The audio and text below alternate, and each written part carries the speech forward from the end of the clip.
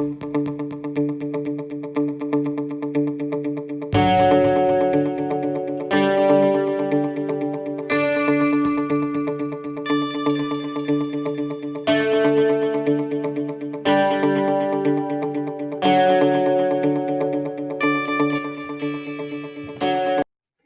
everyone, thank you for joining us on the 11th episode of our podcast called The Research Behind Lift the Lid, where we talk to researchers previously funded by Australian Rotary Health about their research findings.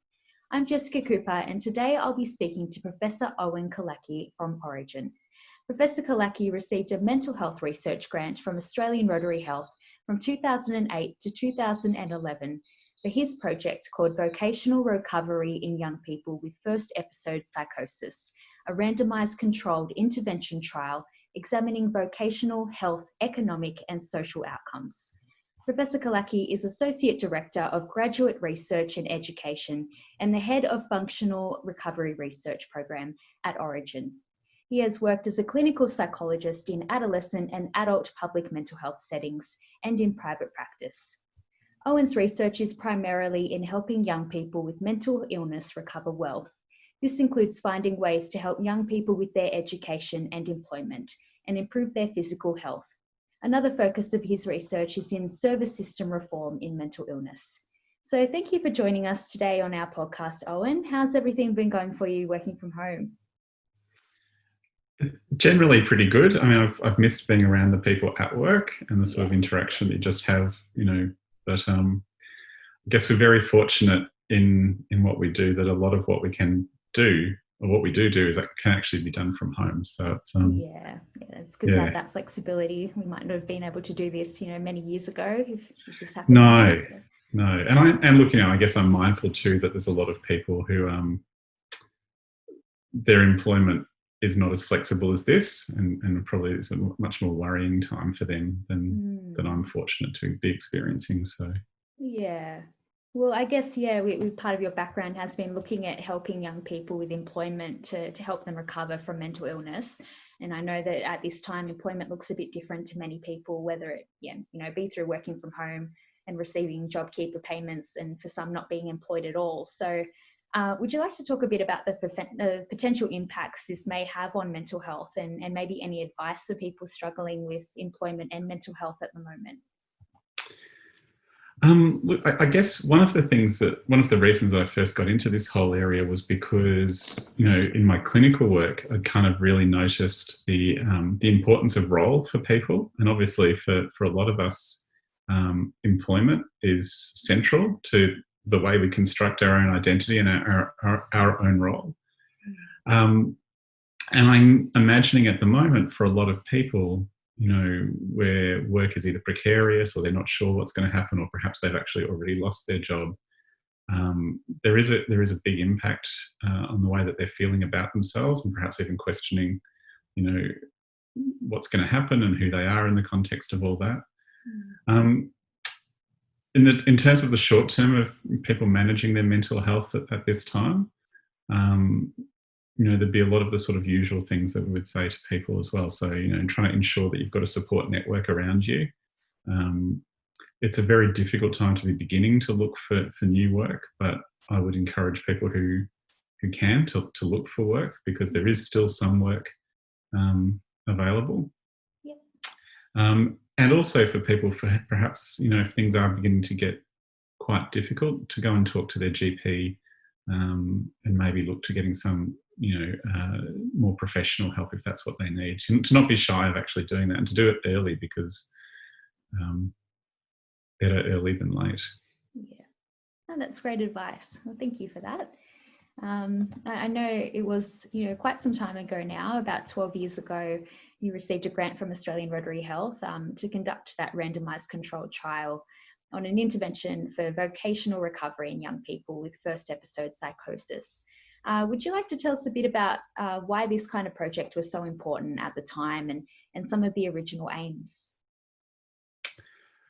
One of the things that we'd become really aware of in some previous work we'd been doing, which was looking at CBT for young people with psychosis, was that we could do a reasonable job of helping people manage their symptoms. And I think there had been this assumption that once people's symptoms kind of resolved, everything else in their life would just click back into place and they'd get back to school and they'd get back to work. But we saw in the clients that we were working with that that wasn't happening. And then when you sort of look at the literature, it's pretty much never happened.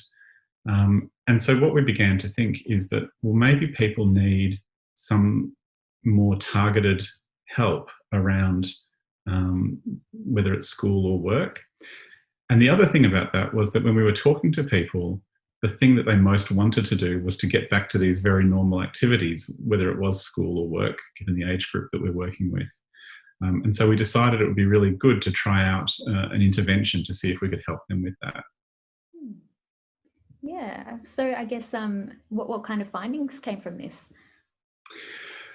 Well, prior to the work we were doing, around about 90% of our young people were staying unoccupied, whether that was not studying or not working. And the sort of trajectory of that was that eventually most people would end up on a disability support pension. And we know that most people who end up on a disability support pension don't get off of it, even if they want to. What we found with this intervention was that we could actually get 90% of people with psychosis back to school or work. So we could completely put the mirror image of this around. And of course, at this point in life, when you're still young, if you can be engaged with school or you can be getting a start in a career, this stands you in good stead for the future, because part of what makes it difficult, I think, for people with mental illness is, the onset happens in this sort of late adolescence or early adulthood time. And ordinarily what you'd be doing then is finishing school and maybe getting some more educational training and then transitioning into work. But if you have this onset of mental illness, then sometimes you miss those tasks. You miss learning how to do them. And I always remember, and I was very fortunate growing up, but just trying to find my first casual job, I had no idea what I was doing. But I had a lot of support to help me do that and, to make a few mistakes along the way. But if you miss that kind of developmental period in your life because you're busy trying to take care of your mental health, you often don't learn those skills, and it's very difficult to come back to them later. So helping people get into that stuff early, I think, also gives them skills that they can take through the rest of their life to continue to be doing the things that they want to do. Yeah, I guess that's something that you don't really think about too much when, considering, treating mental illness. It actually, it's about keeping busy and doing those important things like, going for a job and all of that. So yeah, it's very important research. Well, I guess the main aim of conducting this kind of research is to translate the findings into practice and use them out in the real world to help real people. And so I'm just wondering, have these particular findings led to anything like that? Yeah, so we've been really concerned that we didn't just do this study and publish some papers and pat ourselves on the back and just move on to the next thing. And we tried definitely, I think, in that period after 2011 to get government in particular to take notice of the things that we had found. And that was very difficult, partially because I think, I was not particularly experienced at doing that back then. But we were saying, these great research results, you should change the entire way you approach, unemployment assistance for people with mental illness. What actually changed things in the end, though, was instead of just pushing our research at people, we started to think about, well, how does this look from the government's end of things? What's important there? And so we took our results, but we also wrote a bit of a review of the policy landscape around this area in Australia. And we did some, media and advocacy around that. And the person who was the social services minister at the time, who happened to be Scott Morrison, was really sold on the idea that you could potentially help people get into work, and that would avoid them eventually getting onto a pension, which was his portfolio responsibility. But then that they would actually be, engaged in the things that they wanted to be doing as well. And so he funded a $17 million trial of this across a number of Headspace sites. And that got up and got started. And in 2019, the guy who was the then Social Services Minister, Paul Fletcher, funded another $17 million to expand and continue that trial. So my understanding, we're not involved with the trial, but my understanding is that that's going quite well. And, you know, I'd like to see that eventually expanded to all the headspaces around the country, so that all young people who are attending those places who would like to work on their engagement with school or getting into the workforce, you know, have the specialised support to help them do that. But, you know, I definitely don't want this to be something that ends up being a few useful journal articles for myself. Much more important that it gets to where it can be used. Well, it sounds like it's become quite big. You know, you're pouring so much funding into this program, and now rolling out, you know, across headspaces across Australia. It sounds, like it's really doing well. Yeah. Well, I think so, and I think the evidence that we've produced and others have produced, the evidence from the DSS-funded trial, you know, has made an impression on things. So, like the Productivity Commission, in their recent interim report, were very interested in this approach and thinking about how you could expand it beyond youth mental health into, you know, regular adult mental health as well. And there's some jurisdictional issues that have to be overcome with that, because, you know, states fund adult mental health. But the fact that they're seeing this as a really useful intervention for people with mental illness is quite good. And so was this kind of intervention the first of its kind, would you say? It had been developed in the US in adults with chronic schizophrenia, but we were the first trial to take this into younger people with first episode psychosis. And we also expanded the outcomes to include education, because at that time we were working with 15 to 25-year-olds. And for a number of those people, particularly at the younger end of that age range, you know, an educational outcome is the best kind of vocational outcome that they could get, you know, to finish high school or to get some sort of equivalent to that. And just to give themselves a lot more options in the labour market in the future. Yeah. Oh, great. Well, it sounds like it really has, you know, made a difference, you know, and it, you know, there's so much potential for it to, I guess, you know, get even bigger. So yeah, that's really great.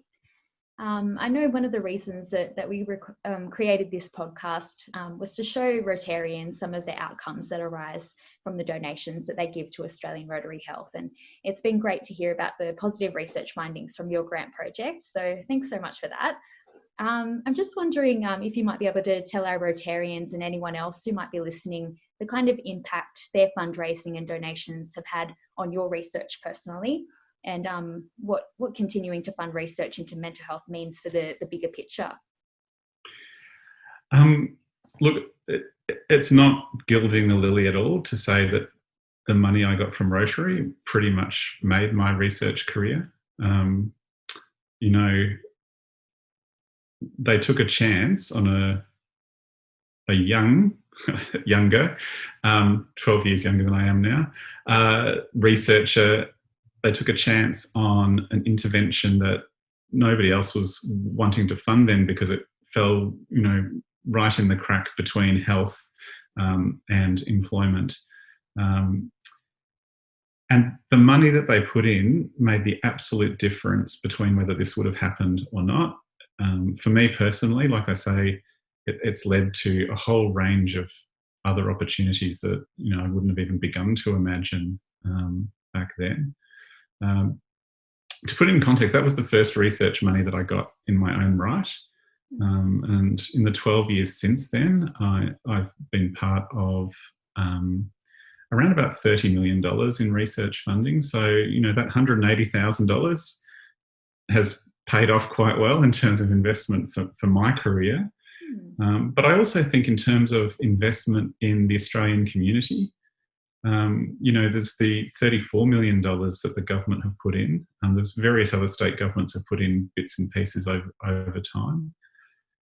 But to think about it this way, there's around about 8,000 young people a year who now have access to an intervention to help them stay in school or to get into work that they wouldn't have had access to if it wasn't for the money that Rotary put up at the start. So it's made an enormous difference both to me and I think to the community. Yeah, that's always so great to hear. I think people, who put this money in, they work really hard, and, seeing the outcomes, it's just, it's really good. So thank you so much for joining me today and for talking about your research. I really appreciate it. That's not a problem. No worries. Well, that was the 11th episode of our podcast called The Research Behind Lift the Lid. It is always so inspiring to hear what researchers in Australia are doing to make a difference to mental health and how they are helping us on our mission to lift the lid on mental illness. On behalf of Australian Rotary Health, I would like to thank everyone who donated to our COVID-19 appeal recently for mental health research. It has been a tough year so far for donations, and we understand how difficult it has been for many Rotary clubs to go ahead with their usual fundraising events. So we appreciate your support, especially now.